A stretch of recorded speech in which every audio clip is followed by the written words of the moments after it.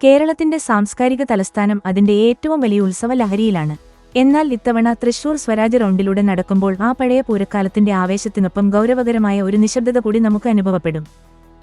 മുണ്ടത്തിക്കോട്ടുണ്ടായ വെടിക്കെട്ട് അപകടം പൂരനഗരിയുടെ ആകാശത്തെ വർണ്ണങ്ങളില്ലാത്തതാക്കിയെങ്കിലും തൃശൂർക്കാരന്റെ ഹൃദയതാളം ഇപ്പോഴും വടക്കുന്നാഥന്റെ മുറ്റത്ത് മുഴങ്ങുന്ന മേളത്തതിനൊപ്പമാണ്. തൃശൂർ പൂരമെന്നു കേൾക്കുമ്പോൾ നമ്മുടെ ഓർമ്മയിലേക്ക് വരുന്നത് ശക്തൻ തമ്പുരാനാണ്.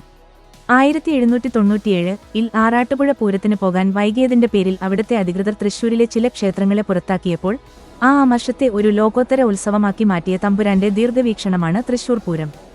10 ക്ഷേത്രങ്ങളെ കൂട്ടിയിണക്കി അദ്ദേഹം ഒരുക്കിയ ആ നിശ്ചിത രൂപരേഖ ഇന്നും മാറ്റമില്ലാതെ തുടരുന്നു. 1797-ൽ ആറാട്ടുപുഴ പൂരത്തിന് പോകാൻ വൈകിയതിന്റെ പേരിൽ അവിടുത്തെ അധികൃതർ തൃശൂരിലെ ചില ക്ഷേത്രങ്ങളെ പുറത്താക്കിയപ്പോൾ ആ വർഷത്തെ ഒരു ലോകോത്തര ഉത്സവമാക്കി മാറ്റിയ തമ്പുരാന്റെ ദീർഘവീക്ഷണമാണ് തൃശൂർ പൂരം. 10 ക്ഷേത്രങ്ങളെ കൂട്ടിയിണക്കി അദ്ദേഹം ഒരുക്കിയ ആ നിശ്ചിത രൂപരേഖ ഇന്നും മാറ്റമില്ലാതെ തുടരുന്നു. പാറമേക്കാവ്, തിരുവമ്പാടി എന്നീ പ്രധാന വിഭാഗങ്ങളും മറ്റ് 8 ഘടകപൂരങ്ങളും ചേരുന്ന ഈ മഹാസംഗമം ജാതിമത ഭേദമന്യേ മനുഷ്യർ ഒന്നിക്കുന്ന കാഴ്ചയാണ്. പൂരത്തിന്റെ ശ്വാസം വാദ്യമേളങ്ങളാണ്. തിരുവമ്പാടി വിഭാഗത്തിന്റെ മഠത്തിൽ വരവ് പഞ്ചവാദ്യം കേൾക്കാതെ പൂരപ്രേമികൾക്ക് മടങ്ങാനാവില്ല. ഇടക്കയും ഇലത്താളവും കൊമ്പും കുഴലും ചേർന്നൊരുക്കുന്ന ആ മാസ്മരിക സംഗീതം ബ്രഹ്മസ്വം മഠത്തിൽ നിന്ന് തുടങ്ങി നഗരത്തെ ഉണർത്തുന്നു. തൊട്ടുപിന്നാലെയാണ് ഇലഞ്ഞിത്തറയിലെ ലോകപ്രശസ്തമായ പാണ്ഡ്യമേളം. 250ഓളം കലാകാരന്മാർ അണിനിരക്കുന്ന ആ മേളത്തിന് പാരമ്യത്തിലെത്തുമ്പോൾ വടക്കുന്നാഥന്റെ മതിൽക്കെട്ടുകൾ പോലും ആ താളത്തിനൊപ്പം സ്പന്ദിക്കുന്നതുപോലെ തോന്നും.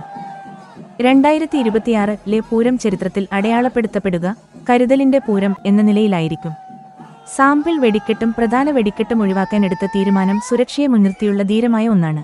വെടിക്കെട്ട് പുരക്കുണ്ടായ തീപിടുത്തവും മരണങ്ങളും തൃശൂരിന്റെ പൂരാവേശത്തിന് മേൽ ഒരു കരിനിഴലായി നിൽക്കുമ്പോൾ ആഘോഷത്തേക്കാൾ പ്രധാനം മനുഷ്യജീവനാണെന്ന വലിയ സന്ദേശം ഈ വർഷത്തെ പൂരം നൽകുന്നു.